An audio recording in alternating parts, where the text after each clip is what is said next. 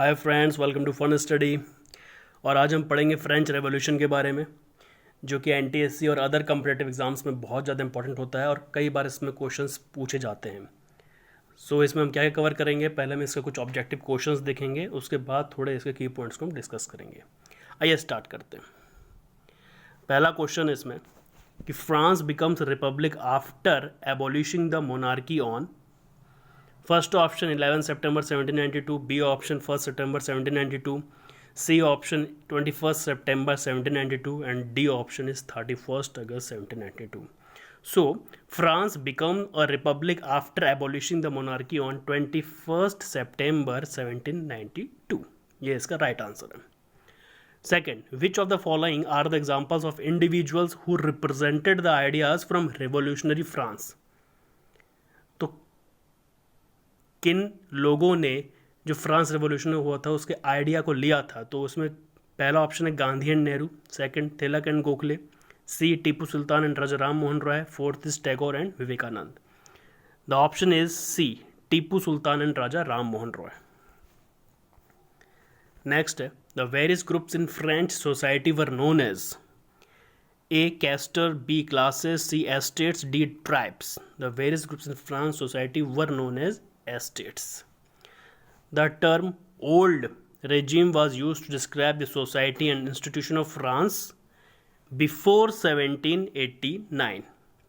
The peasants made about -% of the French population at the time of revolution. First is 70%, B 80, C is 50, D is 90. The correct option is 90%. Peasants means farmers and all. Next question is the constitution begins with a declaration of the A right of church, rights of the king, right of feudal lords, D right of man. It is the right of man. आप ध्यान दीजिएगा, ये सारे questions French revolution से ही connected हैं। Next है after signing the constitution the king of France entered into secret negotiation with the.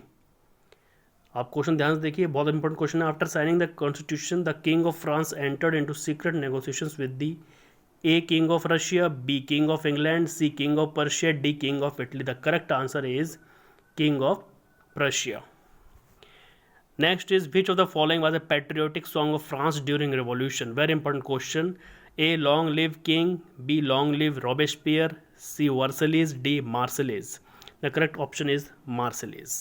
Patriotic song of France during revolution. Next is a kind of tax called tally was a direct tax, indirect tax, indiscriminate tax or custom duty. The correct answer is direct tax. और ये कौन सा direct tax है? Direct land tax. Okay, एक और tax इसमें था French revolution में, और वो था आपका सॉल्ट टैक्स। सॉल्ट टैक्स को क्या बोलते थे ये लोग? गैबल, गैबल बोलते थे। GABELLE। सॉल्ट टैक्स मतलब गैबल और डायरेक्ट लैंड टैक्स मतलब taille. The population of France rose from B 23 million in 1715 to 28 million in 1789.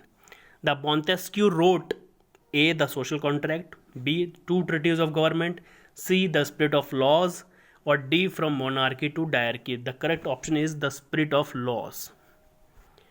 The agitated crowd stormed and destroyed the Bastille on A 4th July 1789, B 5th May 1789, C 14th July 1789, D 24th July 1789, and the correct option is the 14th July 1789. These are the very much important questions from the competitive examinations point of view. और NTSC में और other competitive examinations में ये बहुत आते हैं, state के या फिर कभी कभार UPSC में डायरेक्ट क्वेश्चन पूछ सकते हैं वो लोग, SSC में आ सकते हैं, NTSC में भी है इंपॉर्टेंट है। तो आइए अब की पॉइंट्स क्या थे। First is the what was the French revolution. देखो सीधे अब शुरू किया था French revolution. The French revolution was a period of time in France when the people overthrow the monarchy and took control of the government. मतलब कि वहाँ की आम जनता ने एक राज शासन जो था उसको उखाड़ फेंका था और गवर्नमेंट के ऊपर अपना शासन कर दिया था। वो होता है फ्रेंच रेवोल्यूशन। सेकेंड, ये कब टेक प्लेस हुआ था? ये कब हुआ था? ये हुआ था 14 जुलाई 1789 को। ये 10 साल तक चला था, 1789 से लेकर 1799 तक। And the revolution come to an end in 1799 when a general named Napoleon overthrew the revolutionary government and established the French consulate. तो 10 साल तक चला था और ये 14 जुलाई 1789 को स्टार्ट हुआ था. नेक्स्ट भाई इसे क्या क्या कॉजेज़ थे. कॉजेज़ थे क्रॉप फेलर्स इन 1788, मतलब इतना अच्छा पैदावार नहीं हुई थी तो उससे इकोनॉमिक क्राइसिस हो गया था बहुत. Second, the French participated in the American revolution, जिससे गवर्नमेंट के पास बैंकरप्ट हो गया था गवर्नमेंट वहाँ का. Third, the resentment among the bourgeoisie about being excluded from political power.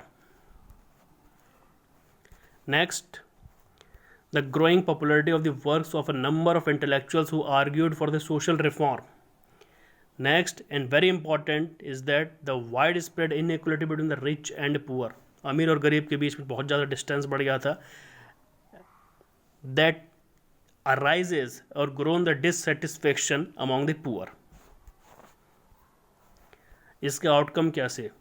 Outcomes था फ्रेंच रेवोल्यूशन का: the rise to the power of Napoleon Bonaparte, establishment of republic in France, establishment of civil equality in the country and radical social change. Napoleon Bonaparte यहाँ से ही उभरे थे. Next, the abolition of feudalism in France, the abolition of monarchy and death of King Louis XVI and Marie Antoinette. एक question exam पूछ सकते हैं कि death किसकी हुई थी? किंग लुइस 16 की एंड मैरे एंटोइनेटे.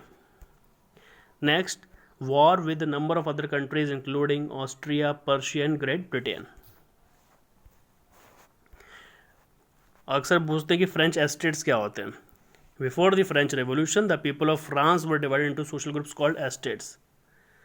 जो फ्रांस के पीपल थे वो 3 भागों में डिवाइडेड थे एस्टेट्स के. The first state called the church leaders, the second state are called the nobles and the third state called the commoners.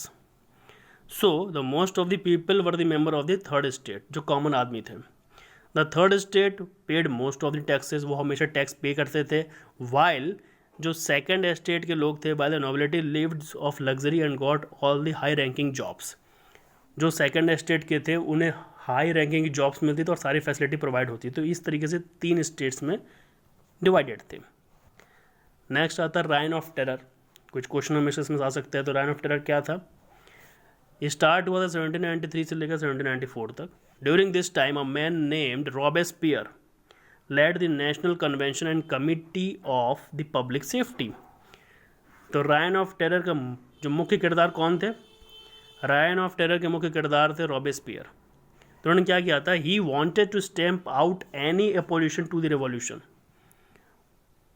उसके खिलाफ मीन्स रेवोल्यूशन के खिलाफ जो भी आता था उसको स्टैम्प आउट से हटा देना चाहते थे. So he called for a rule of terror.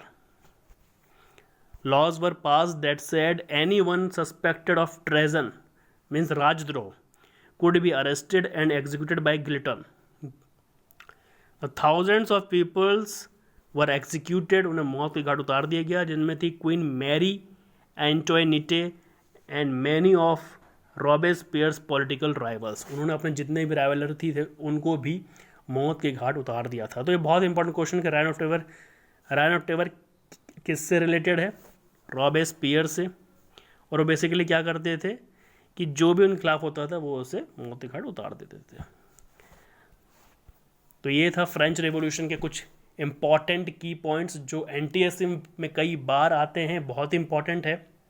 और भी अदर कॉम्पिटिटिव एग्जाम्स जो होते हैं आपके एसएससी एंड अदर एग्जाम्स, उसमें भी बहुत ही इंपॉर्टेंट है. So thank you guys, all the best.